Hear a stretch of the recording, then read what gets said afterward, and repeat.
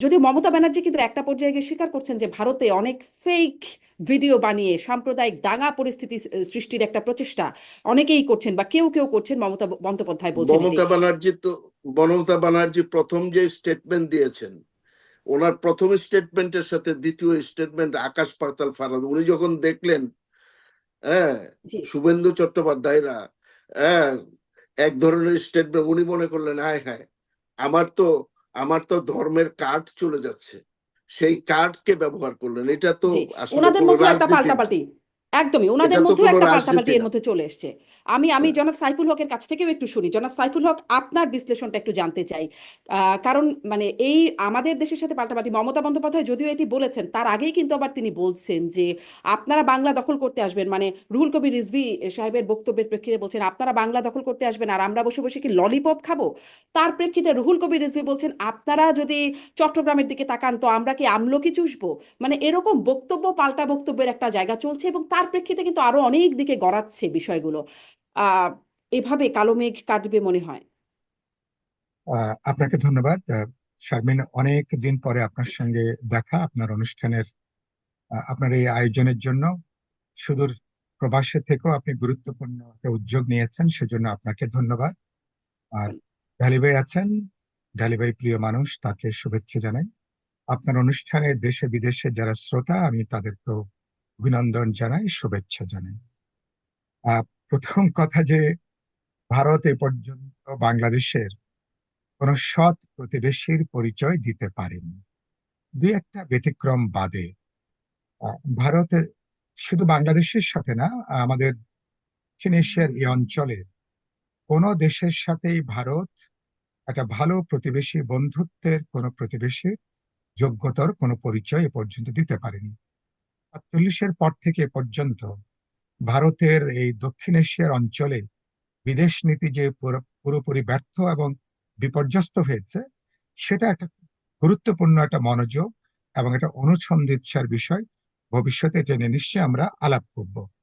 দ্বিতীয়ত কথা যেটা, ৫ই আগস্টের যে পরিবর্তন, আমার মনে হয়েছে যে ৫ই আগস্ট থেকে আমরা যে ছাত্র শ্রমিক জনতার যে গণ অভ্যুত্থান, অসাধারণ যে ঘটনা, একটা নতুন বাংলাদেশ যে স্বাধীন জাতি রাষ্ট্র হিসাবে তার নতুন করে যে অভ্যুত হয়, তার যে এক ধরনের রেজারেকশন বা তার যে পুনরুত্থান, মনস্তাত্ত্বিক ভাবে বিজেপি, ভারতীয় শাসকরা এখনো পর্যন্ত সেটাকে পুরোপুরি তারা গ্রহণ করতে পারেননি। আওয়ামী লীগের চোখ দিয়ে বাংলাদেশকে দেখার তাদের যে রাজনীতি এবং সংস্কৃতি, সেটা এখনো পর্যন্ত অব্যাহত আছে। আমি মনে করি সেদিক থেকে আহ এবং সেই মনোভাবের প্রকাশ আমি দেখছি, যেটা আপনি আপনি বললেন, একটা মনে হচ্ছে যে আওয়ামী লীগের পতন, হাসিনার পরাজয় যেন মোদী সরকারের পতন, যেন তাদের একটা পরাজয়। বাংলাদেশকে কেন্দ্র করে মোদী সরকার যে পররাষ্ট্র নীতি, তার একটা পরাজয়, বিপর্যয় হিসাবে তারা এটাকে বিবেচনা করে আসছেন। যে জন্য খেয়াল করবেন, একটা দিনের জন্য অন্তর্বর্তী সরকারকে, বাংলাদেশের মানুষকে তারা স্বস্তিতে তারা থাকতে দেয়নি, দিচ্ছে না। হেন কোনো ইস্যু নেই যে ইস্যুতে একটা বাংলাদেশ বিরোধী একটা তৎপরতা, একটা বিদ্বেষ, একটা হিংসা, একটা ঘৃণা এবং একটা সাম্প্রদায়িক উত্তেজনা তৈরি করবার তাদের যে একটা পরিকল্পিত তৎপরতা, এটা আমরা কিন্তু লক্ষ্য করে আসছি।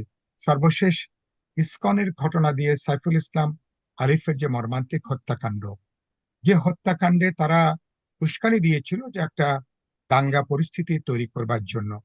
বাংলাদেশের অসাধারণ মানুষ, আমরা ধৈর্য, ধর্মীয় সম্প্রীতির পরিচয় দিয়েছি, জাতীয় ঐক্যের পরিচয় দিয়ে আমরা খুবই দায়িত্বশীলতার পরিচয় দিয়েছি। এটাই আমাদের শক্তি। অভ্যুত্থানে বাংলাদেশে আমাদের মধ্যে বিভিন্ন দলের মধ্যে বিরোধ আছে, রাজনৈতিক প্রশ্নে দ্বিমত আছে, ইডিওলজির প্রশ্নে ভিন্নতা আছে, কিন্তু স্বাধীনতা, সার্বভৌমত্ব, জাতীয় স্বার্থ, জাতীয় নিরাপত্তার প্রশ্নে আমরা যে এক এবং অবিভাজ্য, এই বার্তাটা গত 4 তারিখে, 4 ডিসেম্বর, প্রধান উপদেষ্টা যখন আমাদেরকে আহ্বান করেছিলেন, সেখানে একসাথে বার্তাটা যেমন বাংলাদেশের মানুষকে আমরা দিয়েছি, ভারত সহ গ্লোবাল কমিউনিটি বা আমাদের ইন্টারন্যাশনাল বন্ধু যারা আছেন, সবাইকে বার্তাটা আমরা দিয়েছি। যেটা আপনি উল্লেখ করছিলেন, আমি মনে করি ভারতের হিন্দুত্ববাদের যে কার্ড তারা খেলছিলেন, বাংলাদেশ এই ষড়যন্ত্রে উস্কানির তারা পা দেয়নি। এদিক থেকে ভারতের একটা পরাজয়ের জায়গা, এটা এটা আমি মনে করি। আরেকটা গুরুত্বপূর্ণ প্রশ্ন, এই কার্ডটা ব্যর্থ হওয়ার পরে ভারতীয় পররাষ্ট্র সচিব দুদিন আগে তিনি যখন ঢাকা সফর করলেন, আমি মনে করি অন্তর্বর্তী সরকারের দিক থেকে একটা বার্তা খুব পরিষ্কার করে দেওয়া গেছে। সেটা হলো যে তারা, আমরা বাংলাদেশ যেমন ভারত সহ কোনো অভ্যন্তরীণ ব্যাপারে আমরা যেমন হস্তক্ষেপ করি না, বাংলাদেশ চাইবে না ভারত বা কোনো বিদেশি শক্তি আমাদের অভ্যন্তরীণ ব্যাপারে তারা নাক গলাক অথবা তারা হস্তক্ষেপ করুক। এরকম বেশ কিছু বার্তা দেওয়া গেছে।